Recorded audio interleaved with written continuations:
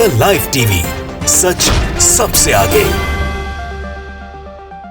दोस्तों, ये गोदी मीडिया खेल भी बड़ा अजीब है। आप देखते ही हैं, आप समझते ही हैं, किसी के पीछे ऐसा पड़ते हैं जैसे मानो ये सबसे बड़ा अपराधी है, और बड़े बड़े आरोपियों को भी ऐसा छोड़ देते हैं जैसे मानो ये बिल्कुल कोई संत हो।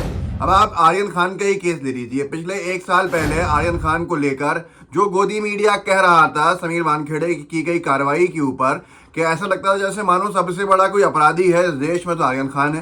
गोदी मीडिया को अगर आप 1 घंटा सुन लो तो आपको मानने मजबूर कर देता है 1 साल पहले कि सबसे बड़ा अगर ड्रग्स के अंदर कोई आदमी कोई नाम है तो वो शाहरुख खान के बेटे आर्यन खान का है।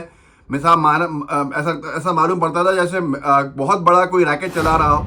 और अब जब आर्यन खान को लेकर कई सारे खुलासे हो रहे हैं, समीर वानखेड़े के ऊपर आरोप बढ़ते जा रहे हैं, समीर वानखेड़े को सीबीआई ने शिकंजा अपना मजबूत पकड़ा हुआ है और कस के लगाया हुआ है, और घंटों घंटों समीर वानखेड़े से पूछताछ हो रही है सीबीआई की तरफ से, तब बिल्कुल गोदी मीडिया को साफ सूंघ गया।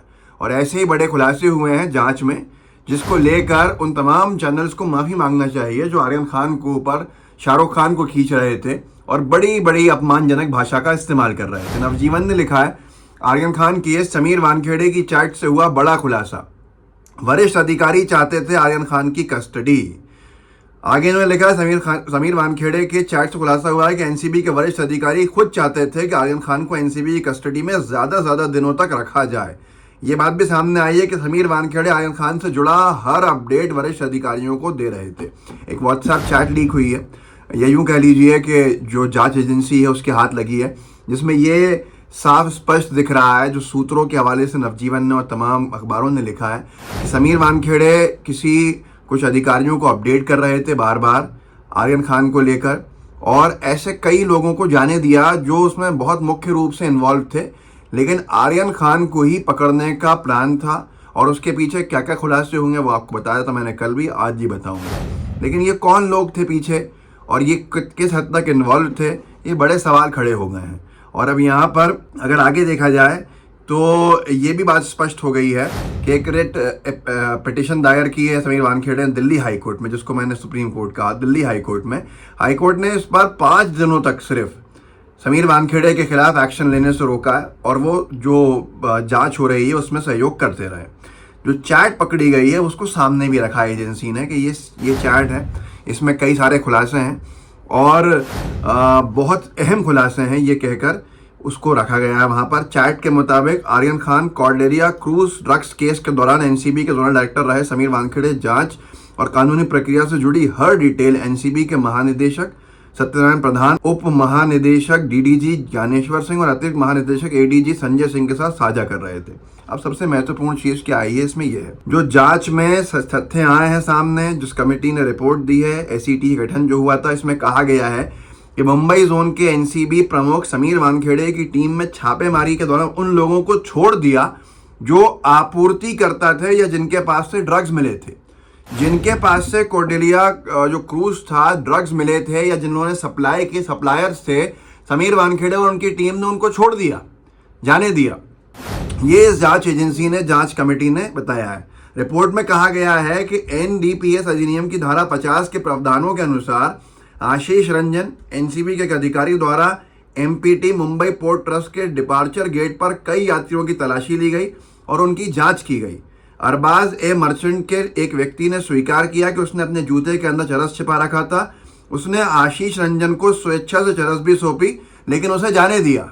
अरबाज मर्चेंट को जाने दिया चरस जिसने दी, लेकिन आर्यन खान, क्योंकि हाई प्रोफाइल मामला था, आर्यन खान को पकड़ लिया गया, जिसके पास से इतना कुछ नहीं था जो कुछ बताया जा रहा है। बोलता हिंदुस्तान ने यह भी लिखा है कि सीबीआई का बड़ा खुलासा, आर्यन को छोड़ने के लिए समीर वानखेड़े ने शाहरुख खान से मांगी थी 25 करोड़ की फिरौती। नवाब मलिक साहब जेल के अंदर हैं, वो इसी लड़ाई को लड़ते लड़ते दुश्मनियां मोलते हुए जेल में चले गए। उन्होंने यही कहा था कि समीर वानखेड़े और इनके साथ जुड़े हुए लोग बड़े बड़े घर के लड़कों को पकड़ते हैं और उनसे तोड़ के नाम पर बड़ी मोटी रकम वसूलते हैं, जो उनके दामाद के साथ भी हुआ था। एनडीटीवी इंडिया फीड ने लिखा है कि एनसीबी की रिपोर्ट में बड़ा खुलासा, जाल बिछाकर आर्यन खान को ड्रग्स मामले में किया गया टारगेट। अब आप खुद सोच लीजिए ये कितने चौंका देने वाले खुलासे हैं, कितने बड़े बड़े डेवलपमेंट्स हैं कितनी बड़ी खबरें हैं। और ये उस पूरे के पूरे केस से जुड़ा हुआ है जिस केस के अंदर कभी रिया चक्रवर्ती को पकड़ा गया, कभी आर्यन खान को पकड़ा गया, और गोदी मीडिया ने मतलब वल्चर्स की तरह इनको पीछा पड़ के इनकी इज्जत को, इनकी छवि को, सबको धूमिल किया। शाहरुख खान को लेकर क्या कुछ नहीं कहा गोदी मीडिया ने, डिबेट कराए, निरंतर कराए, ऐसे मानो ऐसा लगता है जैसे सुपारी ले ली हो। और सुपारी जर्नलिज्म जिसे कहते हैं रवीश कुमार साहब और तमाम लोग, उसके तहत जिस तरह का काम हो रहा था वो सब कुछ आपके सामने है। और रात दिन सबसे बड़ा अगर कुछ विषय बना था तो वो आर्यन खान बना हुआ था गोदी मीडिया के लिए। और आर्यन खान को लेकर क्या कुछ नहीं कहा जा रहा था, सब कुछ कि ये ड्रग्स पेडलर है, ड्रग्स सप्लायर है, ड्रग्स बेचता है, ये है वो है। वो आर्यन खान जिसके पिता दुनिया के सबसे अमीर एक्टर्स में से तीसरे या चौथे नंबर पे आते हों, वो अपने ड्रग्स बेचने का काम कर रहा था, सप्लाई करने का पुड़िया है, ये तक कहा गया।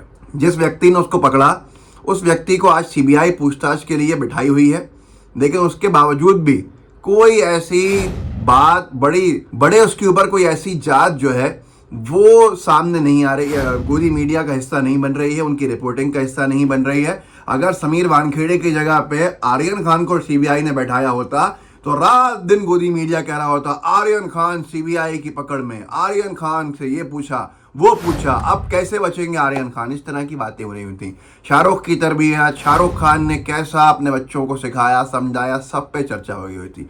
पर आज समीर वानखेड़े के ऊपर उसी केस से संबंधित सीबीआई की जांच बैठी हुई है, लेकिन मजाल है गोदी मीडिया के अंदर कोई बहुत बड़ा अपडेट आ जाए। यही समीर वानखेड़े ने रिया चक्रवर्ती के ऊपर कार्रवाई करी थी।